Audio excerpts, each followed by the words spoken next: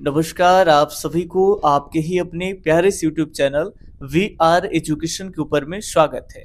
और आशा और उम्मीद करता हूँ कि आप सब एकदम स्वस्थ होंगे, मस्त होंगे और आप अपने तैयारी में व्यस्त होंगे।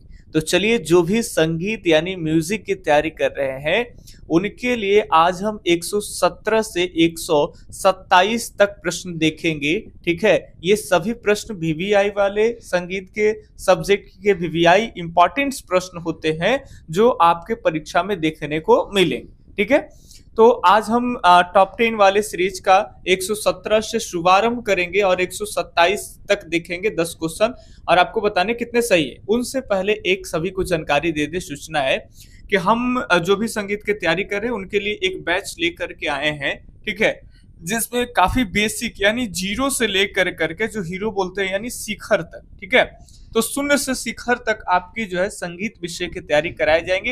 एक ही बैच में सभी को पढ़ाए जाएंगे। ठीक है, यानी 12th हो चाहे एस्टेट हो चाहे आपका बीपीएससी शिक्षक हो। ठीक है, अब एक बात आपको बताते चले हम आपको कि क्या है ना कि एक बैच में सबको कवर कराने के पीछे का मतलब आप समझिएगा। यदि हम आपको वहां पे 100% यानी शिखर तक करा रहे, अगर उसका आप मान करके चलिए कि अगर आप 40% भी कर लेते हैं, 30-40%, तो उतना में 12th का एग्जाम काफी अच्छा आपका चला जाएगा। अगर आप 40 से प्लस 50%, 60% अगर कर रहे हैं तो आपका एस्टेट का पेपर 1 और 2 भी काफी अच्छा जाएगा। और यदि आप 70%, 80%, 90% अगर ठेका दे रहे हैं, 100% तो पूरा का पूरा होता नहीं है, लेकिन फिर भी अगर 70, 80, 90% यहाँ कर पा रहे हैं जितना आपको हम मटेरियल देंगे तो आपका बीपीएससी भी उसी में क्लियर हो जाएगा। तो एक ही कोर्स में तीनों के लिए फ्रेमिंग किए हैं, उसमें हम आपको क्या देंगे ये इंपॉर्टेंट बात है।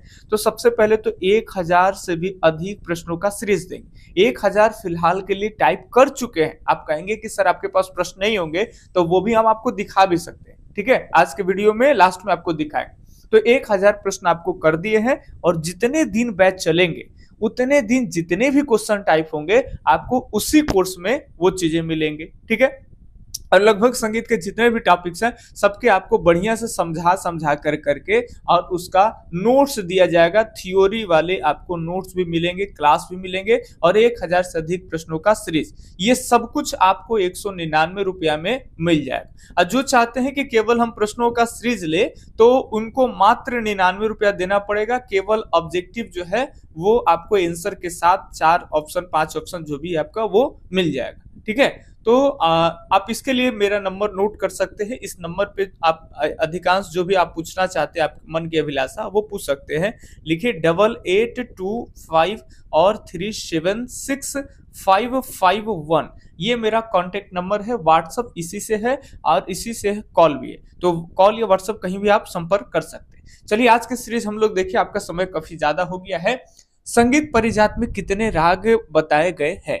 संगीत पारिजात में कितने राग बताए गए? सही उत्तर आप एक चूज करिए। बाकी यहाँ सही जवाब की बात कर लेंगे तो संगीत पारिजात में कुल 122 राग जो है वो बताए गए हैं। ठीक है, तो डी उत्तर यहाँ पे सही हो जाएगा। ठीक है, चलिए अगले प्रश्न की बात कर ले तो अगला प्रश्न है सर कि राग यमन किस थाट का राग है? यमन के बारे में आप लोग पढ़े होंगे, जानते होंगे। बताइए राग यमन किस थाट का राग है? क्या यमन थाट का ही है, कल्याण थाट का है, काफी थाट का है या फिर आपके बिलावल थाट का है? तो राग यमन जो है याद रखेंगे ये आपके थाट कौन से हो जाएंगे? यमन कोई थाट होता ही नहीं है। ठीक है, यमन पहले का नाम, तो ये आपका कल्याण थाट ही हो जाएगा। ठीक है, चलिए तो बी उत्तर यहाँ पे सही होगा। आप सही उत्तर चूज कर करके और एक तरफ लिखेंगे और एक तरफ मेरा आंसर और लास्ट में बताएंगे भी कि कितने सही होगा। ठीक है, वह स्वर जो उसकी मूल स्थिति से ऊपर जाने पर विकृत हो जाता है।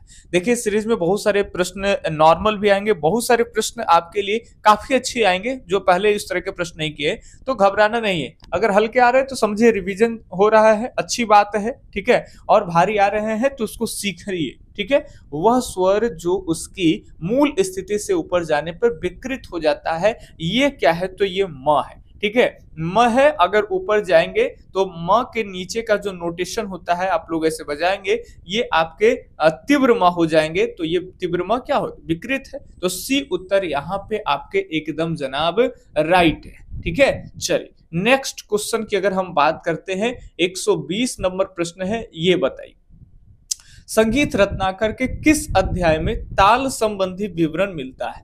ताल संबंधित विवरण जो है वो संगीत रत्नाकर के कौन से अध्याय में मिलता है, पांचवा, सातवां, चौथा, दूसरा, बताइए सातवां, पांचवा, चौथा या फिर दूसरा। तो ताल संबंधित विवरण ये आपके पांचवें अध्याय में मिलते हैं। ठीक है, यहाँ पे ज्यादा समय नहीं बर्बाद करते हुए आपका फटाफट से ऑब्जेक्टिव करा रहे हैं। बाकी जो कोर्स है वहां सभी चीजों को बारीकी से आपको समझाया जाएगा। ठीक है, चलिए सारंग देव ने मार्ग रागों को कितने भागों में बांटा है। मार्ग रागों को कितने भागों में बांटा है, 2, 4, 6 या फिर आपके 8। सही उत्तर एक चूज करिए, कौन से उत्तर यहाँ पे सही हो जाएंगे। ठीक है, तो अगर हम बात कर लेंगे सारंग देव ने मार्गों को कितने भागों में बांटे हैं भाई, मार्ग रागों को, तो ये हो जाएंगे आप 6। ठीक है, कितने हो जाएंगे, तो 6 हो जाएंगे। ठीक है, सी उत्तर यहाँ पे सही हो जाएंगे, मार्गी के 6 और देसी के 4। पढ़े हो ना। चलिए अगले सवाल की बात कर लेंगे। तो अगला सवाल है, वर्तमान में भातखंडे संगीत महाविद्यालय किस शहर में स्थित है। भातखंडे संगीत महाविद्यालय कौन से शहर में स्थित है, सब लोग जानते हो, लखनऊ। सही उत्तर हो जाएंगे यहाँ पे लखनऊ। ठीक है, 122 हुआ, और हम लोग देखे 125, ये है आपके 22 के बाद 23। 123 नंबर प्रश्न ये रहा आपके सामने। चलिए प्रश्न है यहाँ पे, 3 ताल में प्रत्येक विभाग कितनी मात्राओं का होता है। आप सब जानते हो 3 ताल की अगर हम बात कर ले तो 3 ताल कितनी मात्रे के ताल है, 3 ताल हो, तिलवाड़ा ताल हो, जत ताल हो, तीनों की तीनों जो ताले हैं सब, ये सब 16 मात्रे की ताल है। ठीक है, और इसमें सब में प्रत्येक विभाग की अगर हम बात कर ले तो 16 मात्रे की ताल है, 4-4 विभाग होते हैं, चर्चों के 16। तो यहाँ पे बी उत्तर एकदम राइट है। ठीक है, चलिए अगले प्रश्न की बात कर लें। 124 नंबर प्रश्न है, राग यमन में कितने स्वर लगते हैं। यमन में कितने स्वर लगते हैं, 6, 5, 7, 4।